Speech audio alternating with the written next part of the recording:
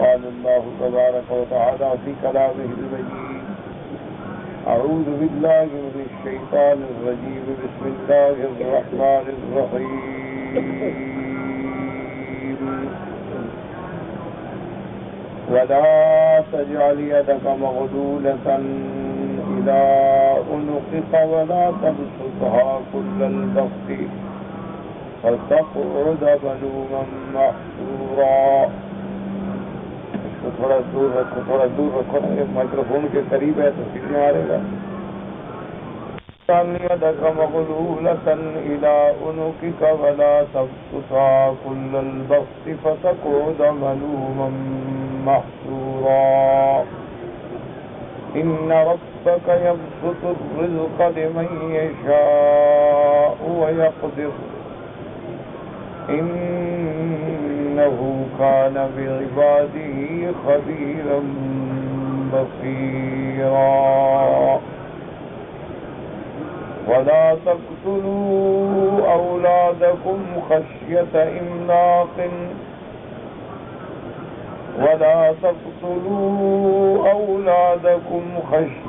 إملاق نحن نرزقهم وإياكم إن قتلهم كان خطأ كبيرا.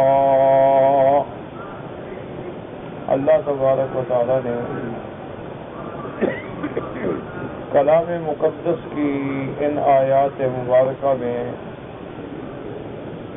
بظاہر خطاب جو ہے وہ سرکار دو عالم صلی اللہ علیہ وسلم کو ہے،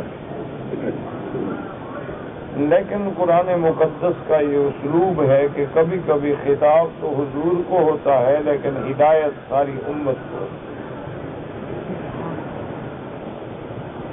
یعنی بظاہر آیت میں مخاطب صرف سرکار ہوتے ہیں لیکن حکم جو ہے وہ ساری امت کے لیے ہوتا ہے. اور اس میں ایک حکمت ہے، اللہ چاہے تو جمع کے صیغے میں سب کو حکم دے دیں، یا ایھا الناس اعبدوا ربکم سب کو حکم ہے، وَاعْبُدُوا اللَّهَ وَلَا تُشْرِكُوا بِهِ شَيْئًا سب کو حکم ہے، وَقَضَىٰ رَبُّكَ أَلَّا تَعْبُدُوا إِلَّا إِيَّاهُ وَبِالْوَالِدَيْنِ إِحْسَانًا سب کو حکم ہے، أَقِيمُوا الصَّلَاةَ وَآتُوا الزَّكَاةَ سب کو حکم ہے. تو اللہ چاہیں تو جمع کے صیغے میں تمام مومنین کو حکم فرما دے، اور کبھی یہ ہوتا ہے کہ خطاب باعتبار لفظ باعتبار ظاہر جو ہے وہ تو ہمارے آقا سرکار دو عالم رحمت دو عالم سیدنا محمد مصطفیٰ صلی اللہ علیہ وسلم کو ہوتا ہے اور مراد امت ہوتی ہے. جیسے فرمایا یا ایھا النبی اذا طلقتم النساء، اب خطاب تو یا ایھا النبی ہے، آگے جگہ بسگا کہ جب تم عورتوں کو طلاق دو تو اس میں ایک حکمت ہے کہ جب کوئی امر خاص ہو یعنی جس کا اور زیادہ اہتمام ہے تو اس میں اللہ پاک اپنے نبی کو مخاطب فرماتے ہیں تاکہ امت کو سبق مل جائے کہ جب اللہ اپنے نبی پاک کو یہ حکم دے رہے ہیں تو پھر ہماری کیا طاقت. اس میں ایک حکمت ہے کہ امت جو ہے اور زیادہ اس حکم پہ غور کرے. جیسے اللہ نے فرمایا وَلَا تُطِعِ الْكَافِرِينَ وَالْمُنَافِقِينَ، میرا بدنی آپ کافروں اور منافقوں کی اتباع نہ کریں. حضور کہا کرنے والے ہیں، لیکن جب اللہ اپنے نبی کو منع فرما رہے ہیں تو ہماری کیا طاقت. اسی لیے اللہ تبارک و تعالی نے وَلَا تُطِعْ عَاصِمًا أَوْ كَفُورًا، آپ کسی گناہ گار نہ شکر کی اطاعت نہ کریں. حضور پاک تو کبھی نہیں کرتے لیکن حکم بظاہر حضور کو ہے اور مخاطب جو ہے وہ. تو اب سمجھیں کہ ان آیات میں بھی خطاب تو ہے حضور پاک کو لیکن حکم جو ہے وہ ساری امت کو ہے. اس میں اللہ تبارک و تعالیٰ نے ان آیات مبارک میں ایک عجیب ہمیں سبق پڑھایا ہے۔ اللہ نے فرمایا کہ نہ تو اتنے بخیل بنو کہ ہاتھوں کو گردن میں باندھ لو کہ نیچے آتے ہی نہیں، جیب میں کیسے جائیں جب گردن پہ باندھے ہوئے ہیں؟ ہاتھ نیچے ہوگا تو جیب میں بھی جائے گا، وہ تو گردن میں بندھا ہوا ہے۔ تو ایسے بخیل بھی نہ بنو کہ بالکل نہ اپنی ذات پہ، نہ اہل پہ، نہ عیال پہ، نہ اقارب پہ، نہ ارحام پہ خرچ کرنا ہی نہیں۔ بخل ہے آخری حد تک، اور یہ بخل کی آخری صورت ہے کہ کوئی آدمی نے اپنے ہاتھوں کو گردن سے باندھ رکھا کہ ہاتھ نیچے ہی نہیں ہوتے، جب نیچے نہیں ہوتے جیب میں کیا جائیں۔ اور دوسرا حکم یہ فرمایا کہ وَلَا تَبْسُطْهَا كُلَّ الْبَسْطِ، یہ بھی نہ ہو کہ بالکل ہاتھ کھلے کر دو، ہاتھ بند ہی نہ ہوں بھی جو آیا اڑ گیا، جو آیا اڑ گیا، یہ بھی منع۔ تو اسلام ہمیں اعتدال کا سبق دیتا ہے کہ نہ حد سے زیادہ بخل کریں اور نہ حد سے زیادہ خرچ کریں کہ پھر اپنی ضروریات کے لیے بھی محتاج ہو کے بیٹھ جائیں۔ اس سے اللہ تبارک و تعالیٰ نے بڑا منع فرمایا۔ اور اللہ تبارک و تعالیٰ کو خرچ کرنے والے، اللہ کے راستے میں دینے والے جو ہیں وہ بڑے محبوب ہیں۔ اس لیے اللہ فرماتے ہیں لن تنالوا البر حتى تنفقوا مما تحبون، کہ اللہ سے محبت، اللہ سے تعلق چاہتے ہو تو پھر محبوب چیزوں کو اللہ کے راستے میں خرچ کرو۔ اسی طرح اللہ تبارک و تعالیٰ نے فرمایا کہ مومنین کی صفت یہ ہے الذین ينفقون اموالهم باللیل والنہار سرا وعلانیۃ، کہ مومن بندے وہ ہیں جو اللہ کے راستے میں دن ہے، رات ہے، ظاہر ہے، چپکے سے سب اللہ کے راستے میں خرچ کرتے ہیں۔ تو یہ ایمان والوں کی صفت ہے کہ وہ اللہ تبارک و تعالیٰ کے راستے میں خرچ کریں۔ اللہ کے راستے میں زکوٰۃ ہے، صدقات ہیں، صدقات واجبہ ہیں، صدقات نافلہ ہیں، وہ ہر وقت اللہ کے راستے میں خرچ کرنے کے راستے ڈھونڈتے ہیں۔ تو یہ مومنوں کی صفت ہے۔ فرمایا الذین ينفقون اموالهم باللیل والنہار سرا وعلانیۃ، کیونکہ بعض چیزیں ایسی ہیں جن کو ظاہر خرچ کرو جیسے زکوٰۃ ہے، اور بعض چیزیں ایسی ہیں جن کو چپکے سے خرچ کرو جیسے عام صدقات ہے۔ اس لیے اللہ کے راستے میں خرچ کرنا جو ہے وہ اللہ کو بڑا محبوب ہے۔ اسی طرح اللہ فرماتے ہیں وَمَا أَنفَقْتُم مِّن شَيْءٍ فَهُوَ يُخْلِفُهُ، اللہ فرماتی ہے کہ جو تم میرے راستے میں خرچ کرو گے وہ اس کا بدلہ میں دوں گا، اللہ لوٹائیں گے۔ تو جو اللہ کے راستے میں خرچ کرتا ہے اللہ تبارک و تعالیٰ اس کو اپنے خزانہ غیب سے بدلہ عطا فرماتے ہیں۔ اسی لیے احادیث مبارک میں آتا ہے کہ جو آدمی زیادہ عمرے کرے اللہ اس کے رزق میں برکت ڈال دے۔ حالانکہ عمرہ کرنے سے تو خرچ ہوگا، ٹکٹ لے گا، آئے گا، کھائے گا، پیے گا، ہوٹل ہے، اخراجات ہے، لیکن فرمایا کہ جتنا زیادہ عمرے کرو گے اور زیادہ اللہ رزق عطا فرما دیں گے، کیونکہ اللہ تبارک و تعالیٰ کسی کا، بلکہ ایک حدیث مبارک میں یہ لفظ بھی آتے ہیں حجج النسک عمر تطر ینفیان الذنوب والفقر، حضور نے فرمایا کہ بار بار حج کرنا، بار بار عمرہ کرنا جو ہے گناہوں کو اور غریبی کو مٹا دیتے ہیں، گناہوں کو بھی مٹا دیتے ہیں اور فقر کو بھی مٹا دیتے ہیں۔ اللہ تبارک و تعالیٰ اپنی رحمت سے دروازے کھول دیتے ہیں۔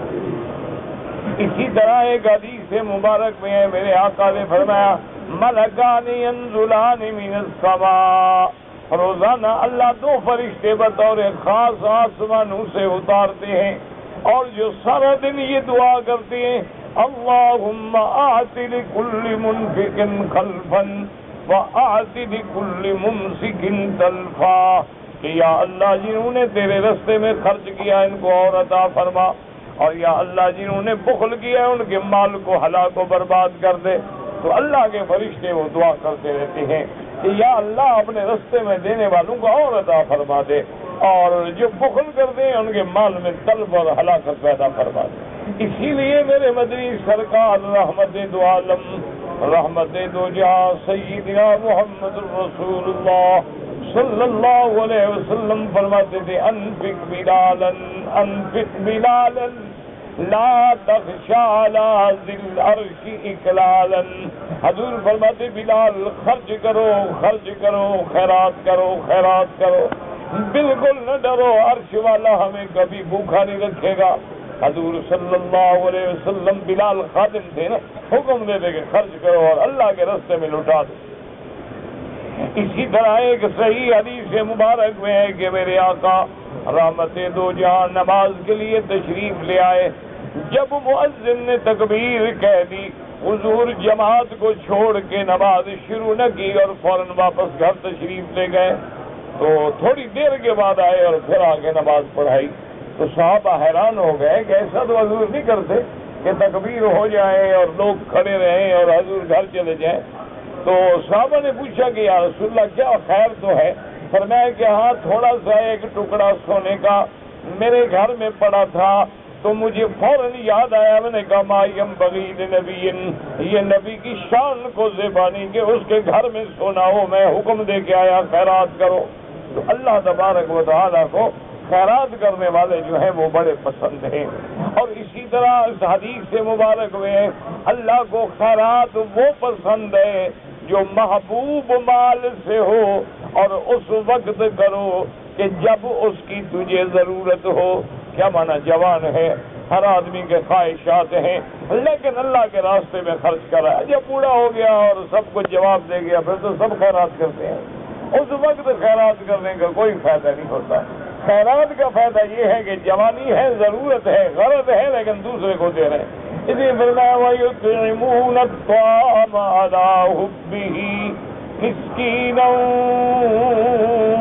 وَيَتِيمًا وَأَسِيرًا۔ اللہ کے راستے میں باوجود اس کے کہ ان کو خود خواہش ہے پھر بھی مسکینوں کو دیتے ہیں، قیدیوں کو کھلاتے ہیں، یتیموں کو کھلاتے ہیں، اور کچھ بدلہ نہیں چاہتے۔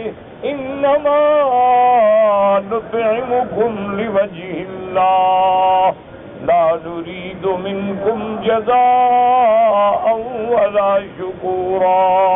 اللہ کے راستے میں خرچ کرتے ہیں اور اللہ کے راستے میں دیتے ہیں، تو ایسے لوگوں کے رزق میں اللہ برکتیں عطا فرماتے ہیں۔ بخل جو ہے یہ بڑی مذموم صفت ہے، بخل جو ہے یہ بڑی کبھی صفت ہے۔ اللہ ہر مسلمان کو بخل سے نجات عطا فرمائے۔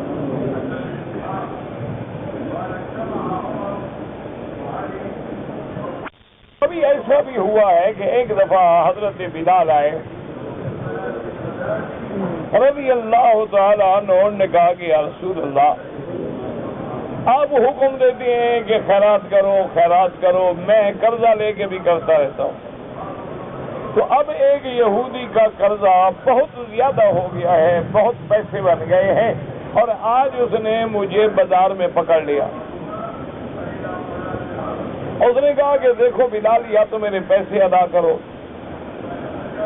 اور اگر تم میرے پیسے نہیں دو گے نا تو میں تمہارے گلے میں کپڑا ڈال کے پھر تمہیں بیچ دوں گا کہ غلام ہے، اور تجھے بیچ کے اپنے پیسے لے لوں گا۔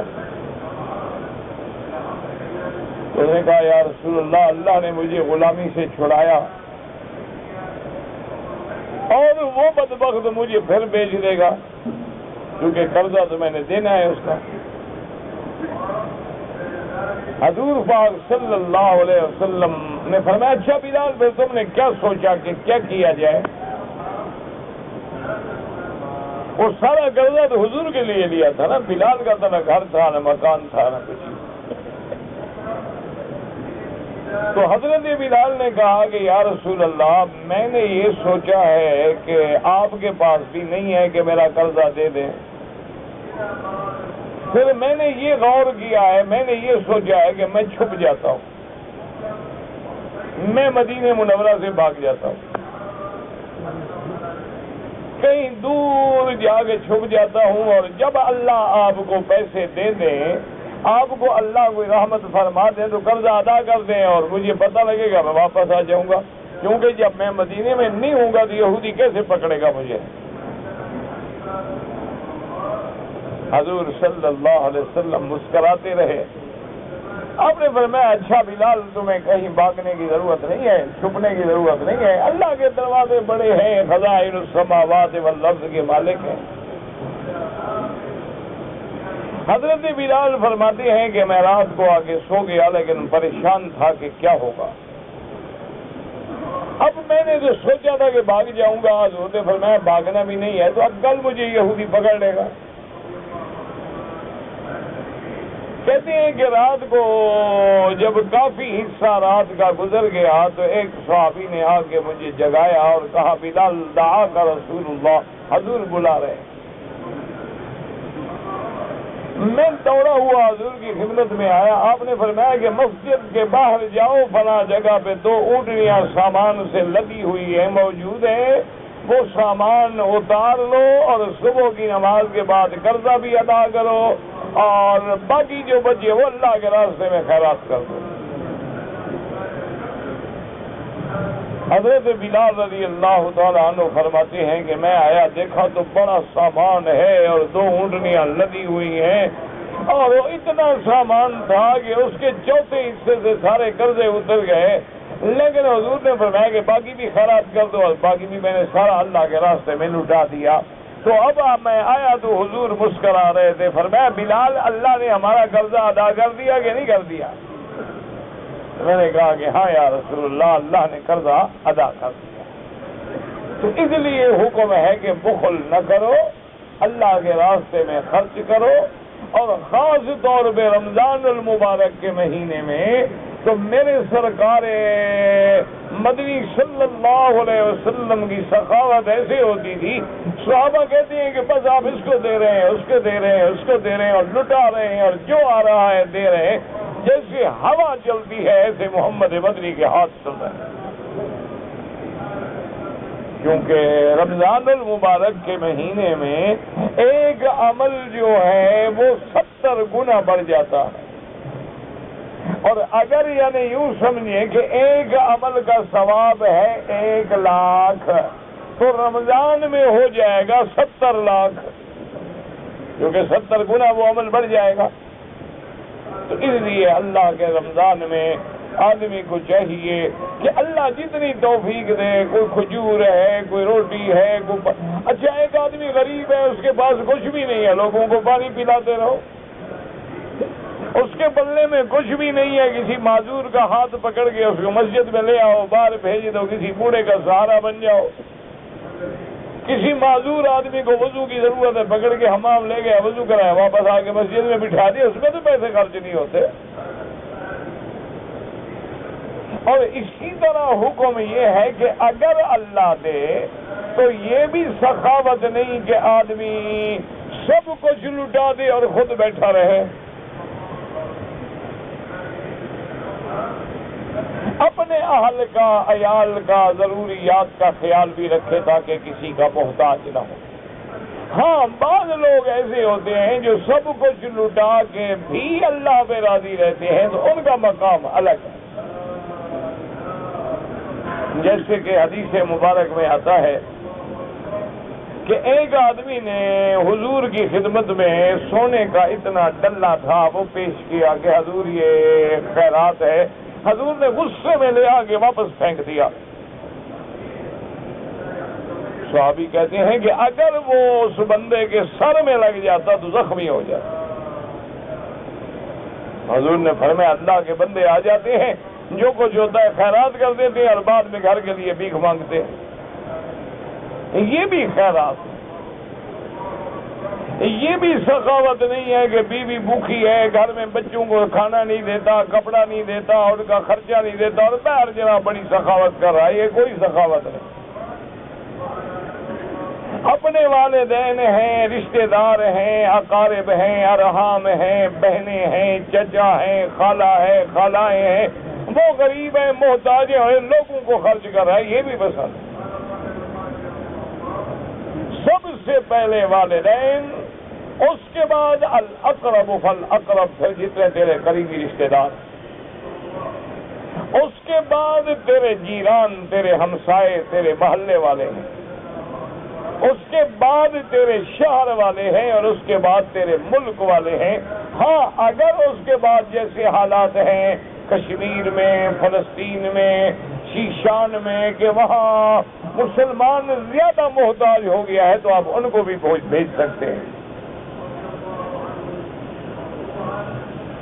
اسی لیے حدیث مبارک میں آتا ہے کہ جب سیدنا ابو بکر سے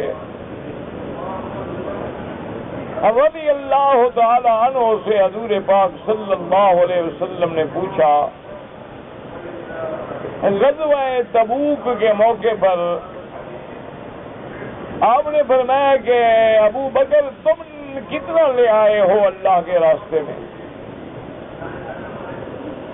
تو سیدنا ابی بکر رضی اللہ تعالی عنہ نے فرمایا، عرض کیا کہ یا رسول اللہ میں نے اپنے گھر میں ایک تھیلا بھی نہیں چھوڑا، جو کچھ تھا سارا اٹھا کے حضور کے دروازے میں لے آیا۔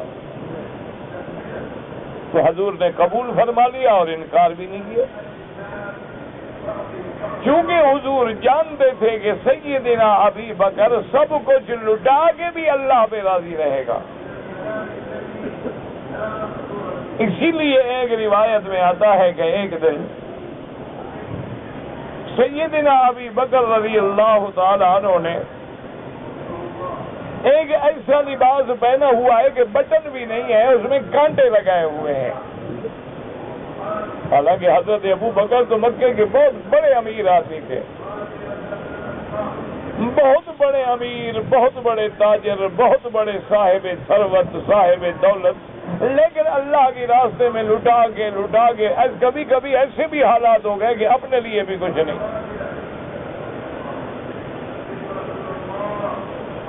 اسی اثنا میں جبریل علیہ السلام آئے اور انہوں نے آگے عرض کیا کہ ان ربک یقرئک السلام، محمد مدنی تیرے رب نے تجھ پہ سلام بھیجے ہیں۔ اور حضور نے یہ بھی فرمایا ہے کہ اپنے ساتھی ابو بکر پہ بھی میرا سلام پہنچاؤ، اور ساتھ یہ بھی بتلاؤ کہ ابو بکر اللہ فرماتے ہیں میں تو تجھ سے راضی ہوں، کیا تو بھی اپنے رب پہ راضی ہے کہ اس حال میں زندگی گزار رہا؟ تو حضور پاک نے جب فرمایا کہ ابا بکر ان ربک یقرئک السلام، تیرے رب نے تجھ پہ سلام بھیجے ہیں، تو حضرت ابو بکر نے کہا سمانی من فوق العرش، اللہ نے عرش سے میرا نام لے کے سلام بھیجے ہیں۔ حضور نے فرمایا سما کا، تیرا نام لے کے سلام بھیجے۔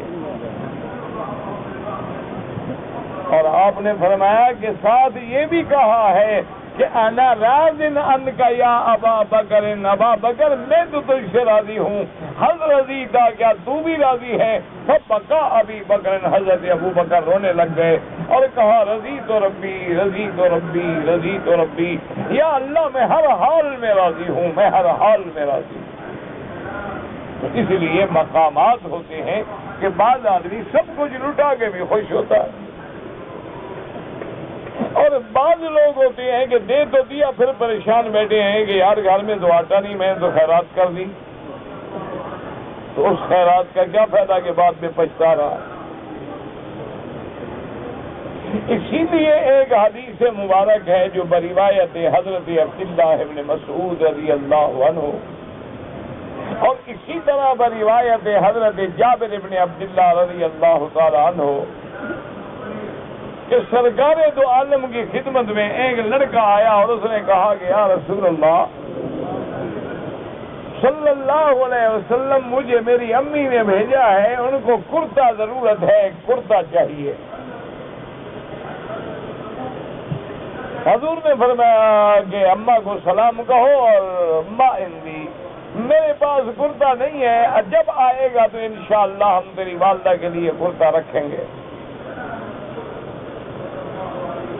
وہ لڑکا چلا گیا، تھوڑی دیر کے بعد واپس آیا، اس نے کہا کہ میری اماں کہتی ہے جو کرتا آپ نے پہنا ہوا یہی مجھے دے دو، یہ تو ہے نا آپ کے پاس۔ تو حضور پاک نے وہ کرتا اتار کے اس کو دے دیا۔ اسی طرح ایک روایت مبارک میں آگے یہ الفاظ بھی ہیں کہ نماز کے لیے جب دیر ہو گئی صحابہ نے پتہ کیا تو حضور کے پاس کرتا ہی نہیں ہے، حضور گھر بیٹھے ہیں بغیر کپڑے کے. تو پھر صحابہ نے کرتا پیش کیا تو اللہ نے یہ آیت نازل فرما دی کہ میرا محبوب اتنا خرچ بھی نہ کرو کہ پھر خود پریشان بیٹھے رہو.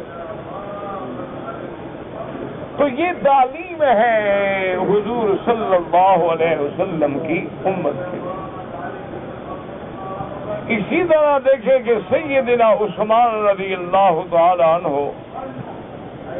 ان کی دولت، دنیا، مال سب اللہ کے راستے میں تھا. بی بی سیدہ خدیجہ الکبریٰ رضی اللہ تعالی عنہا کا مال، سارے کا سارا مال حضور صلی اللہ علیہ وسلم کے ہاتھوں اللہ کے راستے میں تھا.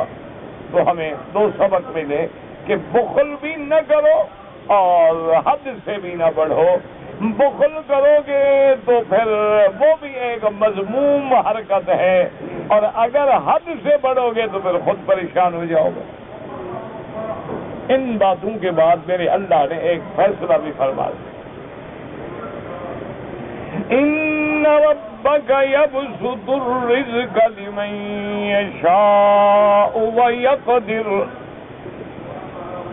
انه كان بعباده خبيرا بصيرا. اللہ نے فرمایا کہ ان ربک، تیرا رب ہے جس کے لیے چاہے رزق کھول دے، جس پہ چاہے رزق تنگ کر دے. آپ کام کریں لیکن عقیدہ یہ رکھیں کہ رزق بڑھانے والا بھی اللہ ہے اور کم کرنے والا بھی اللہ ہے. آپ دیکھتے ہیں کہ بہت سارے جاہل لوگ ہیں جن کو انگوٹھا مارتے ہیں، لکھنا نام لکھنا بھی نہیں آتا، کروڑوں میں کھیلتے ہیں، اور علماء ہیں جو لوگوں کی روٹیوں پہ پلتے ہیں بیچارے. کوئی خیرات دے گیا، کوئی زکوٰۃ دے گیا، کوئی صدقہ دے گیا، کوئی کپڑا دے گیا. تو یہ ایک اللہ کا نظام ہے. اسی طرح سب کا روایات میں بھی ایک روایت آتی ہے، اللہ کا فرمان ہے کہ یا ابن آدم خلقتک لعبادتی فلا تلعب.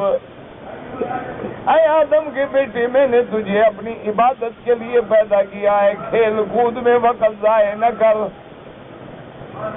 وَقَسَّمْتُ رِزْقَكَ فَلَا تَتَعَبْ، اور تیرا رزق ہم نے لکھ دیا ہے، بلا وجہ پریشان نہ ہو. جس کا ہم نے جو لکھ دیا ہے وہی ملے گا. نَحْنُ قَسَمْنَا بَيْنَهُمْ مَعِيشَتَهُمْ فِي الْحَيَاةِ الدُّنْيَا، ہم نے تقسیم کر دیا ہے. ایک آدمی ٹیلی فون پہ بیٹھ کے لاکھوں کما لیتا ہے، ایک سارا دن پتھر توڑتا ہے اور شام کو 50 ریال ملتے ہیں. یہ اللہ کا نظام. اور دوسری بات یہ سمجھیں کہ کسی کو اللہ پہ اعتراض کرنے کا حق نہیں. کیوں؟ اللہ کی مخلوق ہے. اللہ جس کو زیادہ دے، جس کو تھوڑا دے. اور تیسری بات یہ ہے کہ اللہ جاننے والے ہیں کہ کون زیادہ کا مستحق ہے اور کون زیادہ کا مستحق نہیں. اللہ جانتے ہیں. بہت سارے غریب لوگ ہیں، سوچتے ہیں ہم غریب ہیں لیکن ان کو دولت مل جائے تو وہ تماشے دکھائیں کہ حیران ہو جاؤ. تو یہ اللہ کا نظام ہے. اسی لیے شیخ سعدی نے ایک مثال دی ہے نا، اس نے کہا اللہ کا شکر ہے کہ اللہ نے چیونٹیوں کو پر نہیں دیے. شیخ سعدی مثال دے کے مسئلہ سمجھاتے تھے، فرماتے ہیں کہ اللہ کا شکر کرو یہ جو چیونٹیاں ہیں نا چھوٹی چھوٹی، ان کو پر نہیں ملے. ان کے پر ہوتے تو چڑیا کا ایک بچہ بھی نہ بچتا. تو اگر اللہ نے کسی کو غریب رکھا ہے تو حکمت ہے، اور امیر بنایا ہے تو حکمت ہے، اور طاقتور بنایا ہے تو حکمت ہے، کمزور بنایا ہے تو حکمت ہے. یہ اس کی حکمتیں ہیں جو ہماری سمجھ سے بالا تر ہوتی ہیں. اگر اس کی گناہ کو اللہ کھول دے تو پھر پتہ لگے کہ فیصلہ اسی کا بنا دے.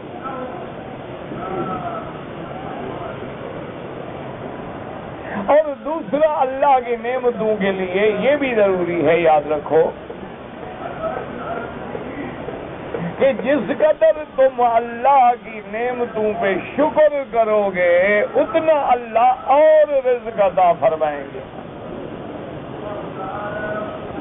یہ اللہ کے قرآن کا فیصلہ ہے، یہ کوئی کسی بزرگ کا قول نہیں۔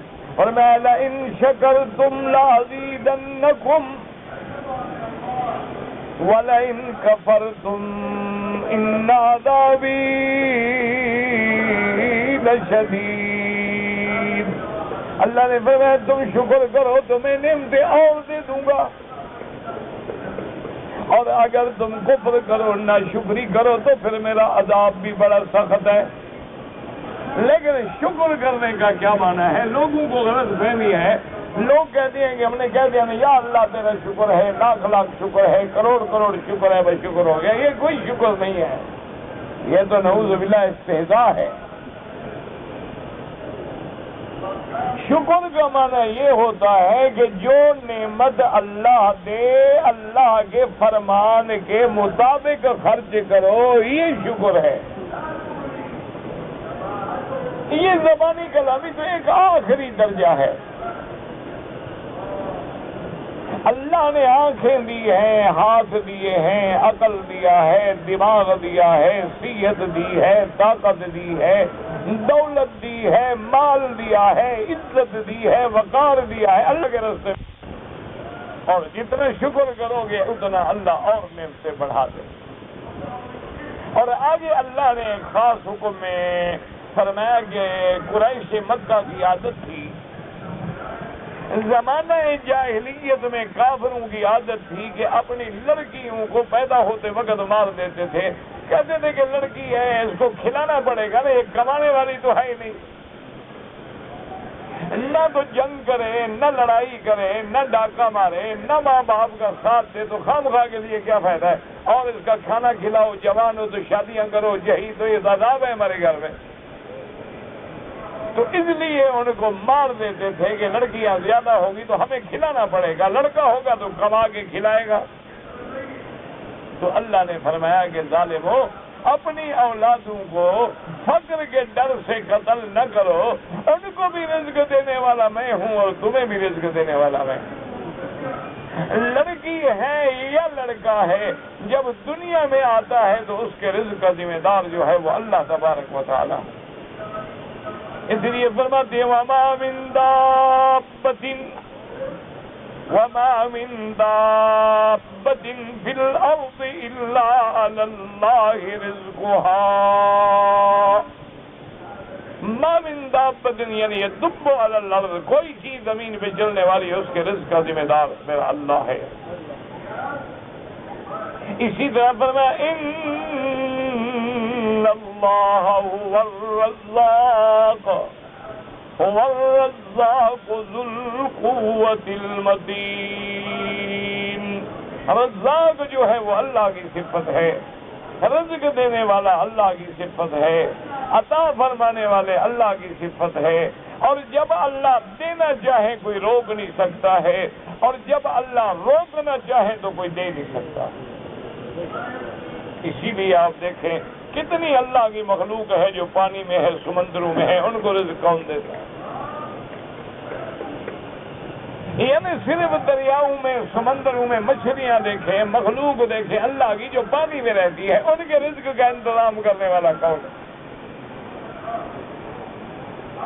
کتنے جنگلوں میں جانور ہیں، اچھا بعض جانور ایسے ہیں کہ ماں سوا گوشت کے کچھ کھاتے ہی نہیں،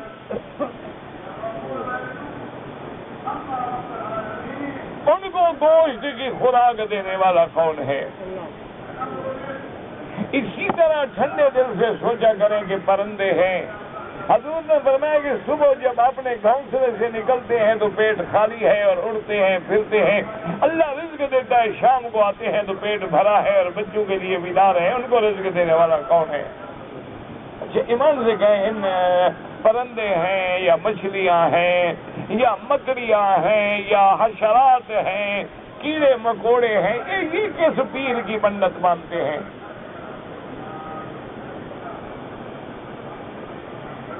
کس پیر سے تویز دھاگا لیتے ہیں ان کے رزق میں برکت ہو جاتی ہے؟ اچھا خدا کی شان دیکھو کہ بکری جو ہے حلال ہے، لیکن بکری کے زیادہ سے زیادہ 2 بچے پیدا ہوں گے، 3 ہو جائیں گے۔ اچھا دیکھیں کتی جو ہے وہ حرام ہے، نجس ہے، اس کے 7 بچے پیدا ہو جاتے ہیں، اس سے کس سے دھاگا ملتا ہے اس کو؟ کوئی عقل کریں، نظام ہے میرے اللہ کا۔ کافر ہیں، منکر ہیں، مشرک ہے، ہندو ہے، وثنی ہے، حضرت عیسیٰ کو خدا ماننے والا ہے، عزیر کو خدا ماننے والا ہے، دولت ہے، بینک بھرے ہوئے ہیں، اس کے مقابلے میں مومن ہے، اللہ کے راستے میں رات دن عبادت میں ہے، اطاعت میں ہے، فرما برداری میں ہے، قربانی میں ہے، جہاد میں ہے، جان بچانا مشکل ہے۔ یہ اللہ کا نظام ہے۔ آمنا باللہ، ہر حال میں آدمی اللہ تبارک و تعالیٰ کے فیصلوں پہ راضی رہے۔ رضینا باللہ ربا وبالاسلام دینا وبمحمد صلی اللہ علیہ وسلم نبیا ورسولا وبالقرآن اماما۔ تو یہ اللہ کی ایک نعمت ہے، اسی لیے لکھتے ہیں کہ ایک دفعہ امیر المؤمنین سیدنا عمر رضی اللہ تعالیٰ عنہ تشریف لا رہے تھے، تو مکے سے مدینے کے راستے میں جہاں وادی جموم آتی ہے، اس وادی میں جب حضرت آئے تو سارا قافلہ روک دیا، اونٹنی سے اترے اور مٹی پہ کھڑے ہو کے 2 رکعت نماز پڑھی اور روتے رہے۔ صحابہ نے پوچھا کہ کیا بات ہے؟ حضرت عمر نے فرمایا کہ یہ وہی وادی ہے جہاں عمر اونٹ چرایا کرتا تھا اور آج بادشاہ بن کے گزر رہا ہے۔ یہ اللہ کا نظام ہے، جس کو تعز من تشاء وتذل من تشاء بیدک الخیر انک علی کل شیء قدیر۔ لہذا کبھی دوسرے پہ حسرت نہ کرو، کبھی حسد نہ کرو، کبھی حقد نہ کرو، کبھی غل نہ رکھو دلوں میں، اس کو مل گیا، وہ بڑا ہو گیا، نہیں، بالکل اللہ کے فیصلے پہ راضی ہے۔ اور ایک بات یہ بھی سمجھیں کہ کبھی اللہ دولت دنیا اپنے دشمنوں کو زیادہ دیتے ہیں، یہ بھی اللہ کی حکمتیں ہیں۔ دیکھیں قارون ہے، نمرود ہے، فرعون ہے، ابی جہل ہے، ولید بن المغیرہ ہے، عتبہ ہے، شیبہ ربیعہ ہے، اس کے مقابلے پہ بلال ہے، سلمان ہے، ابی ذر ہے، مقداد ہے، عمار ہے۔ دیکھیں کہ ان کے گھر میں ایک وقت کا کھانا نہیں اور ان کی دولت ہے جو حصہ حساب ہی نہیں۔ یہ بھی ایک اللہ کا نظام۔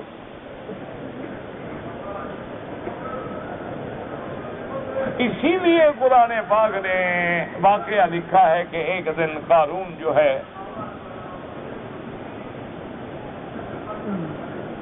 اتنا اس کا خزانہ تھا، اتنا مال دولت تھا کہ اس زمانے میں اس کے خزانے کی چابیاں جو ہیں وہ کئی جانور خچر اٹھایا کرتے تھے۔ اللہ نے قرآن میں بیان کیا ہے، ان قارون من قوم موسیٰ فبغى علیہم فآتیناہ من الکنوز۔ اللہ فرماتے ہیں اس نے سرکشی کی، ہم نے اس کو خزانے دیے، اتنا کہ جانور اور بڑی بڑی ایک جماعت جو ہے اس کی چابیاں نہیں سنبھال سکتی۔ لیکن وہ جب تکبر میں آ گیا، وہ اپنے تفاخر میں آ گیا، تو نتیجہ کیا نکلا کہ وہی دولت جو ہے اس کے ہلاکت کا اور تباہی کا ذریعہ بن گئی۔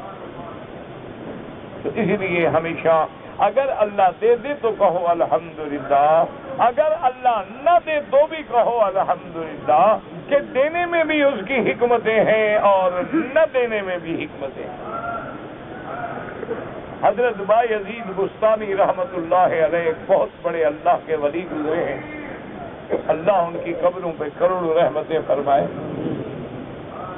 ان کی خدمت میں بلخ سے ایک نوجوان آدمی آیا، یہ بلخ، بخارا، سمرقند، یہ جو ریاستیں ہیں اس علاقے۔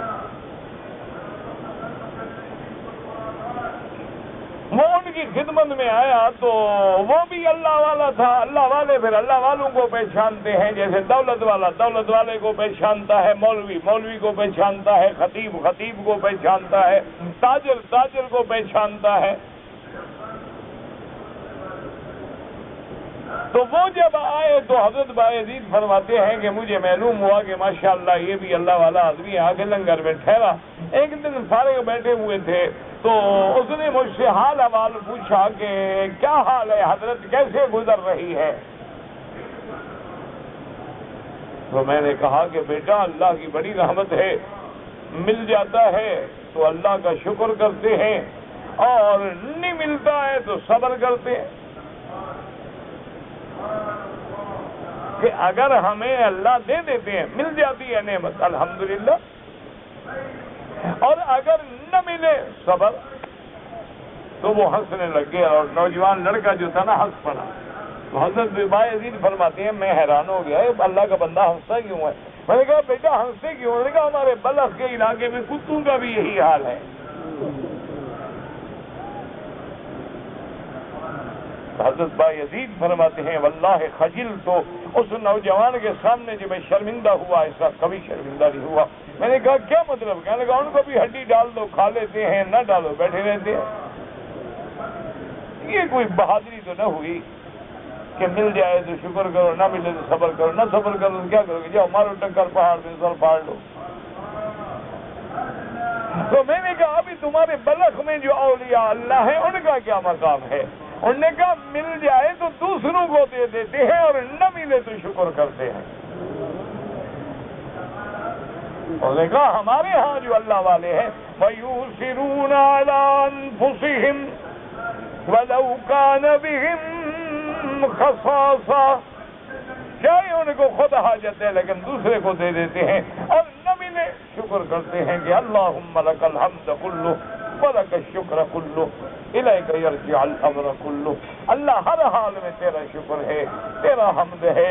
نہ دے تو شکر کرے اور ملے تو دوسرے کو دے دے, یہ ہے مقام. انہوں نے کہا نہ ملے صبر کر دے تو کیا کرو گے؟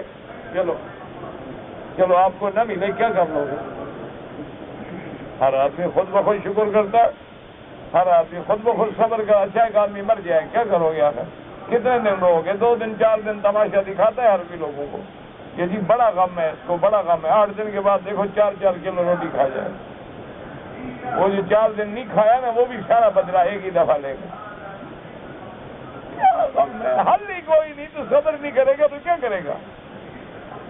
صبر وہ ہوتا ہے عند الصدمۃ الاولی, کہ جیسے ایک صحابی کہتا ہے میدان جنگ میں ایک ساتھی نے کہا مجھے پانی چاہیے, میں چھاگل لے کے گیا, اتنے میں آواز آئی دوسرے مجاہد کی کہ مجھے پانی چاہیے. کہا میرا فکر نہ کرو, اس کو پانی دو. وہ کہتے ہیں اسی طرح وہ اور دیتا گیا. 7ویں بندے تک میں پہنچا تو وہ شہید ہو گیا. واپس آیا سارے شہید ہو گئے, پانی کسی کو نہیں ملا لیکن آپ نہیں پیا. کہا دوسرے بھائی کو, دوسرے کا اور بھائی کو.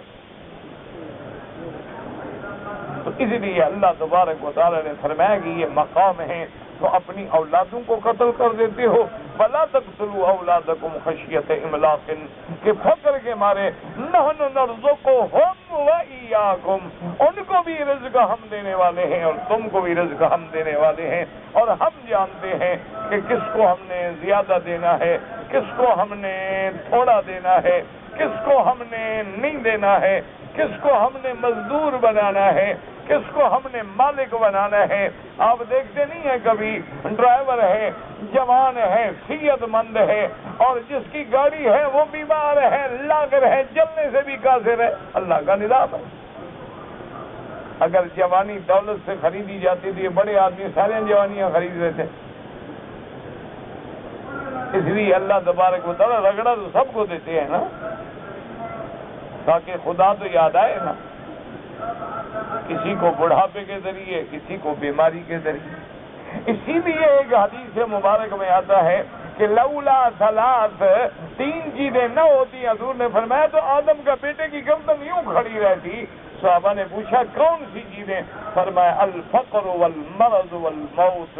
ایک غریبی ہے جو گردن جھکا دیتی ہے، ایک بیماری ہے جو گردن جھکا دیتی ہے، ایک موت ہے جو گردن توڑ دیتی ہے. یہ تین چیزیں نہ ہو تو آدم کا بیٹا تو فرعون بن جاتا ہے. تو یہ اللہ کا نظام ہے اور اللہ ہمیں اس پہ چلنے کی توفیق دے.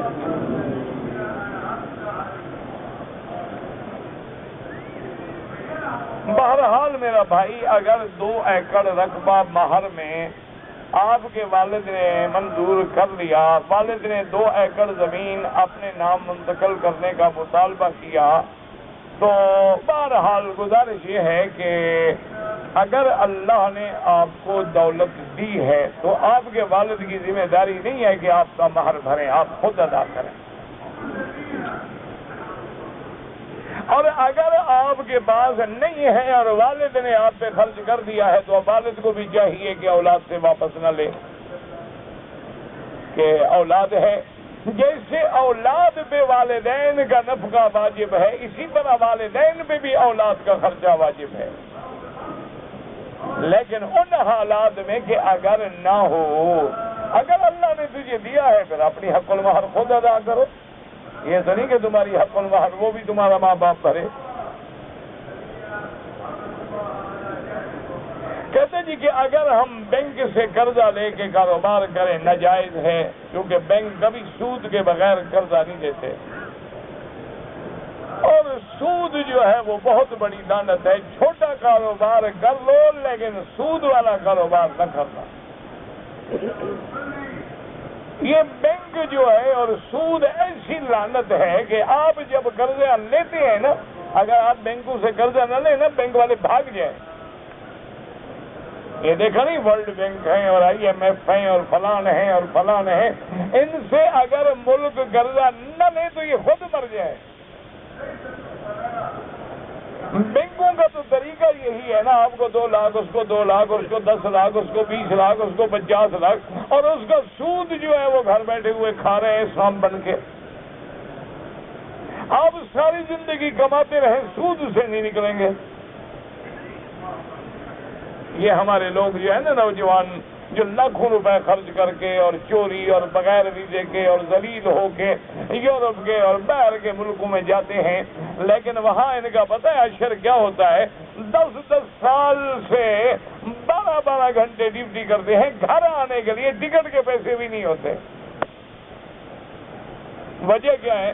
کار لے لی لیکن ہے قسطوں پہ، مکان لے لیا ہے قسطوں پہ، گھر میں پوری ڈیکوریشن کروا لی لیکن ہے قسطوں پہ، گاڑی کی انشورنس کروا لی ہے قسطوں پہ. جو مہینے میں کماتا ہے ساری قسطوں میں چلے جاتے ہیں. حضرت صرف چلتے پھرتے بس وہ برگر کھا کے گزارا کر رہے ہیں. ایک برگر لے لیا اور ایک ڈپسی کا ڈرم لے لیا اور اس کے بعد گزارا کر لیا. یہ ہے زندگی. رات کو جب سوتے ہیں اپنے اوپر بھی لعنت بھیجتے ہیں، کافروں پہ بھی لعنت بھیجتے ہیں، لیکن نکلنے کا حل کوئی نہیں. کہاں نکلے؟ اتنے جکڑے ہوئے ہیں. قرضہ دو گے تو جاؤ گے نا، قرضہ ادا نہیں ہو سکتا کہاں جاؤ؟ یہ تو بہترین طریقہ ہے نا بینک کا، کہ ساری دنیا کو اپنا نوکر بنا لو، کمائے لوگ، کھاؤ تم. یہ یہودیت کا سب سے بڑا حربہ ہے. اسی لیے جان افرنگ جو ہے وہ بن جائے یہود میں ہے کہ آج چند کروڑ یہودی جو ہے وہ پورے عالم سے کھیل رہا ہے. وجہ کیا ہے کہ لیور آف اکنامک جو ہے ان کے ہاتھ میں ہے. جب چاہیں سونا بڑھا دیں، جب چاہیں گرا دیں، جب چاہیں کرنسی کو اپ کر دیں، جب چاہیں ڈاؤن کر دیں. اب تو جنگوں کی ضرورت ہی نہیں، اب تو عقل کی جنگ ہے. وہ تو بڑے بے وقوف ہوتے ہیں جو جا کے ہاتھ سے کرتے ہیں اور گاڑی الٹ دو اور گولی مار دو. یہ کوئی طریقہ ہے؟ اس سے کیا ہو جائے گا؟ کتنے بندے مر جائیں گے؟ نہ ایمان سے کہو، آج اگر تم مارنا چاہو کتنے بندے مار لو گے؟ 100، 200، 2000، 1 لاکھ، 2 لاکھ، 4 لاکھ، 5 لاکھ. کفر ختم ہو جائے گا. کتنے بندے مار لو گے اور اپنے کتنے یتیم کرا دو گے؟ آج تو میرا بھائی سیدھی سی بات ہے کہ دعا کرو کہ اللہ اسلام کے ملکوں کو، اسلام کی قیادتوں کو قوت دے، طاقت دے، علم دے کہ وہ علم سے اور قوت سے اور جدید علوم سے اور عصری علوم سے اور ٹیکنالوجی سے میدان میں آئیں اور اسلام کی قوت کو آگے بڑھائیں۔ اس لیے حضور نے فرمایا اللہ کے قرآن میں بھی کیا ہے کہ اپنے اندر قوت پیدا کرو تاکہ تم دشمنوں کو ڈرا سکو۔ اب تو تم ڈرتے ہو تو لڑو گے کیا؟ ہم خواہ بیٹی، یہ تو بے وقوفی والی بات ہوتی ہے کہ چلو بھائی میں چونکہ مقابلہ نہیں کر سکتا لیا دیوار میں ٹکر مار دو، یا دیوار ٹوٹ جائے گی یا سر پھٹ جائے گا، یہ کوئی بات ہے؟ آپ کو پتا ہے کہ یہ جو آپ پیتے ہیں نا پیپسی کولا، کوکا کولا، فینٹا، یہ مرنڈا، یہ بلائیں جو ہے، پتا ہے یہ 2 ارب ڈالر سالانہ اپنے مذہبی تنظیموں کو دیتے ہیں جو اسلام کے خلاف خرچ کرتے ہیں۔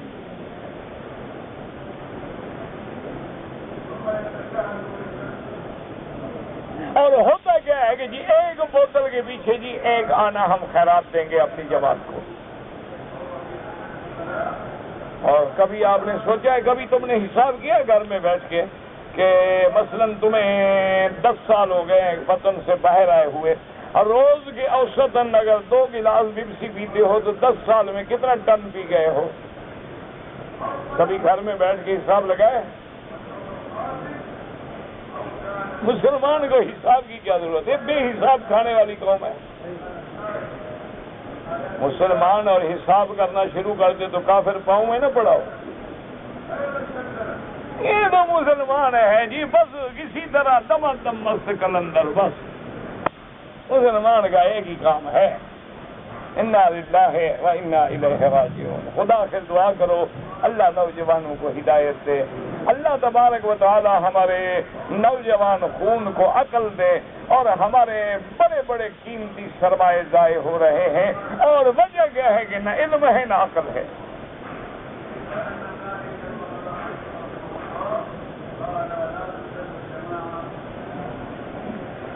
بالکل بینکوں کے قریب نہ جائیں۔ کہتے جی کہ ہمارے یہاں مکان کے لیے قرضہ دیتے ہیں اور 2% سے 5% تک لیتے ہیں، وہ تو سود ہو گیا نا۔ میرا بھائی یاد رکھو، اگر تمہاری اپروچ ہے، تمہارے ذرائع ہیں، ہم تو طالب العلم ہیں، ہماری بات تو کوئی سنتا نہیں، اگر اللہ نے تمہیں ذرائع دیے ہیں، وسائل دیے ہیں، تو اپنی حکومتوں کو بتلاؤ کہ حرام نہ کرے۔ بہترین طریقہ یہ ہوتا ہے کہ حکومت مکان خرید لے۔ کیا مانا؟ تم مکان لینا چاہتے ہو نا، تو حکومت کا جو بینک ہو وہ آپ سے کہے جی آپ نے مکان لینا ہے، آپ نے کہا ہاں جی لینا ہے، کہاں ہے مکان؟ انہوں نے کہا جی فلاں محلے میں ہے، اور انہوں نے کہا ہمارا آدمی جاتا ہے، اس کو دکھاؤ مکان۔ وہی مکان دیکھنے کے بعد وہ مکان خود بینک خرید لے 1 لاکھ میں، اور ڈاکومنٹ اپنے قبضے میں لے، مکان اپنے قبضے میں لے، پیسے دے دے، اب مکان بینک کا ہو گیا۔ اب آپ جاتے ہیں، وہ کہے جی میں آپ کو 1,20,000 کا بیچوں گا لیکن پیسے قسطوں میں لوں گا، تو یہ حلال ہو جائے گا، کیونکہ وہ آپ کو مکان بیچ رہا ہے، آپ کو 1,00,000 روپیہ نہیں دے رہا۔ اور ایک یہ ہے کہ جی میں نے مکان بنانا ہے اور مجھے 1,00,000 قرض دے دو، انہوں نے کہا قرض لے لو 5% تم نے دینا ہے، میں وہ 1,00,000 لے کے شادی پہ خرچ کر دیتا ہوں، مکان بنتا نہیں، قرضہ بڑھتا رہتا ہے، باقی مکان بھی انشاءاللہ بک جاتے ہیں۔ اسی لیے اسلام نے سود سے منع کیا ہے، سود لعنت ہے اور اس سے بچیں۔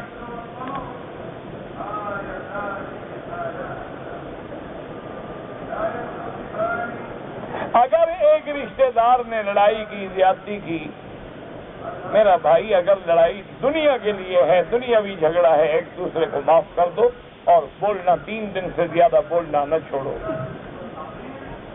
کہتے جی کہ آپ کی کیسٹیں کہاں ملتی ہیں؟ نہ میں نے کبھی بیچی ہیں الحمدللہ، اور نہ میں نے کبھی رکھی ہیں، بہرحال دکانوں پہ مل جائیں گی آپ کو۔ اگر طواف کی حالت میں حجر اسود کی طرف رخ کر کے بسم اللہ اللہ اکبر تب بھی جائز ہے، یا جیسے جا رہے ہو بسم اللہ اللہ اکبر تب بھی جائز ہے، کوئی مسئلہ نہیں۔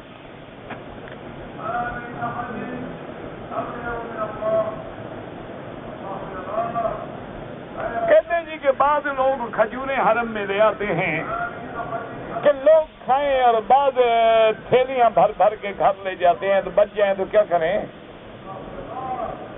تم کھا جاؤ، جب بچے گی نہیں تو کیا لے جائے گا؟ اگر بچ جائے تو آخر کیا کریں؟ ضائع ہونے سے تو بہتر ہے کہ وہ گھر لے جائیں گے، غریب کو دیں گے، کو محلے والے کھا لیں گے۔ یعنی خیرات لوگ کرتے ہیں، اس کو تکلیف ہو رہی ہے کہ کیوں لوگ لے جاتے ہیں۔ بھائی تم تو نہیں لے آتے ہو نا، تمہاری تو نہیں لے جاتے، صبر کرو، خیر ہے، لوگوں کی ہے۔ اور ہمارا مسلمان اب دیکھیں گے نا رمضان شریف میں انشاءاللہ افطار کے بعد ٹنوں کے حساب سے یہ صفائی والے بیچارے گند نکالتے ہیں، یہ مسلمان ہیں، کھائیں گے اور قالین کے نیچے، کھائیں گے اور قالین کے نیچے، انا للہ و انا۔ تمہارے سامنے سفرے ہیں، تمہارے سامنے ڈبے رکھے ہوئے ہیں، تمہارے سامنے ڈرم رکھے ہوئے ہیں، تمہارے سامنے شاپر لگاتی ہے حکومت کی، ہر چیز اس میں ڈالو۔ جہاد اکبر جو افضل الجہاد اعلاء کلمۃ الحق، اور جہاد اپنے نفس سے کرو، اور اصل جو جہاد ہے وہ بادشاہ اسلام خلیفۃ المسلمین کے اعلان اور حکم کے مطابق ہوتا ہے۔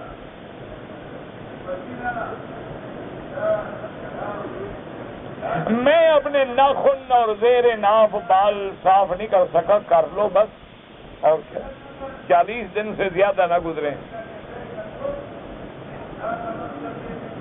اگر صبح کی 2 سنتیں رہ جائیں تو نماز کے فوراً بعد بھی پڑھ سکتے ہو، اور سورج نکلنے کے بعد بھی پڑھ سکتے ہو۔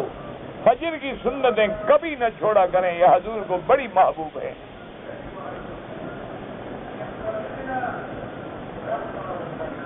میں نے ظہر کی نماز کا وضو زمزم سے کیا، بالکل جائز ہے، کوئی مسئلہ نہیں۔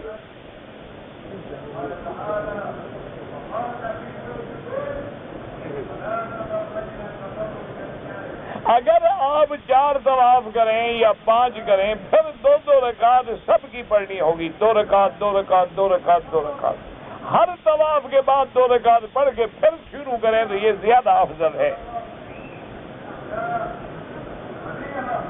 حرم میں کعبے کی طرف نماز میں دیکھنا کوئی حرج نہیں، لیکن افضل یہ ہے کہ سجدے کی جگہ پہ نظر ہو۔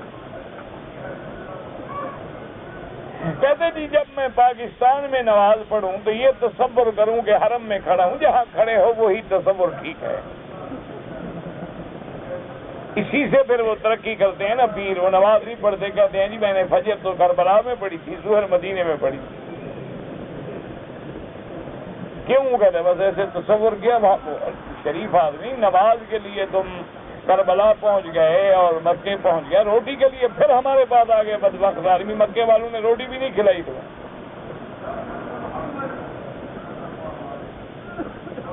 اگر اذان ثانی جو ہے وہ سنت ہے حضرت عثمان کی اور تمام صحابہ کا اجماع ہے۔ اگر میں اپنی پسند کی شادی کرنا چاہتا ہوں اور میرے والدین راضی نہیں ہوتے، اس کی وجہ یہ ہے کہ تم دل سے سوچتے ہو، والدین عقل سے سوچتے ہیں، اس لیے بات والدین کی مانو، یہ دل کی بات چند دنوں کے بعد ہوا نکل جائے گی۔ بات والدین کی تسلیم کرو، اسی میں بہتری ہے تیرے لیے۔ والدین تیرا مستقبل سوچتے ہیں، تیرے دماغ میں تو بھوت چڑھا ہوا ہے نا، عشق سے عین سے عقل گیا، شین سے شرم گئی اور قاف سے قرار گیا۔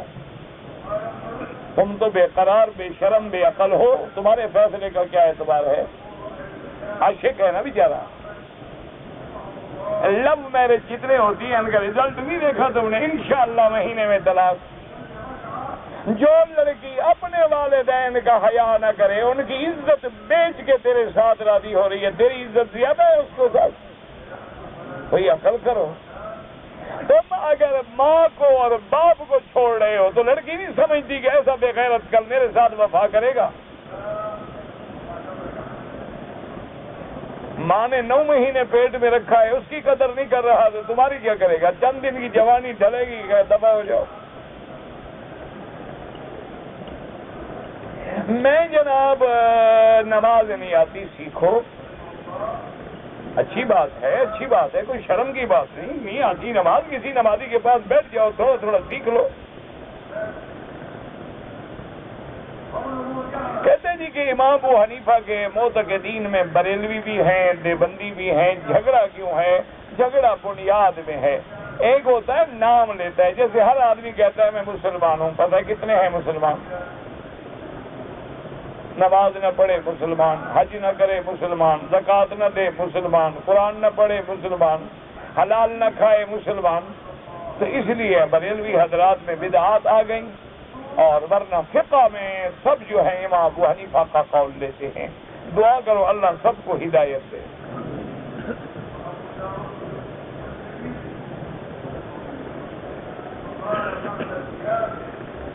مجھے بیوی کہتی ہے کہ داڑھی چھوٹی رکھو.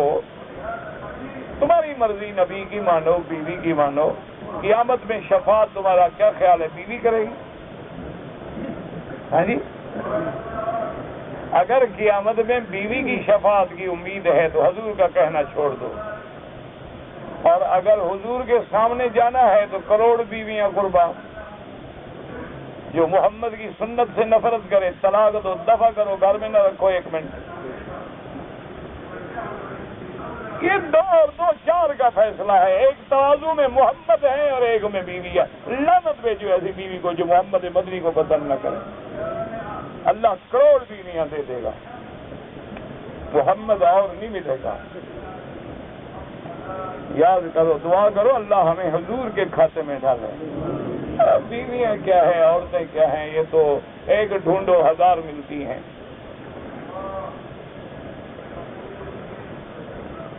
کہتے جی کہ حدیث میں ہے کہ کپڑا ٹخنوں سے اوپر ہے، عربی نیچے پہنتے ہیں. ہم نے عربوں کا کلمہ پڑھا ہے، ہم نے محمد مصطفیٰ کا کلمہ پڑھا ہے. عربی ہو دیا اور زیادہ پکڑا جائے گا. ہم حرم شریف میں چپل رکھ کے جاتے ہیں، گم ہو جاتی ہیں، واپسی پہ کیا کریں؟ اس کو کپڑا لپیٹو، بغل میں رکھو، نہیں گم ہوگی انشاءاللہ. لیکن دوسرے کا چپل نہ پہنو. بیوی نے کیس کر دیا، میں نے طلاق کے کاغذ بھیج دیے، پکا کام ہو گیا، بس فکر ہی نہ کرو. اتنی ہو گئی ہے، طلاق بھیج کے اب آئے مولوی سے مسئلہ پوچھنا. اب مولوی جا کے روک لے گا راستے میں. پکا کام ہو گیا، منہ سے نکلی طلاق ہو گئی. بیوی کو پہنچے یا نہ پہنچے.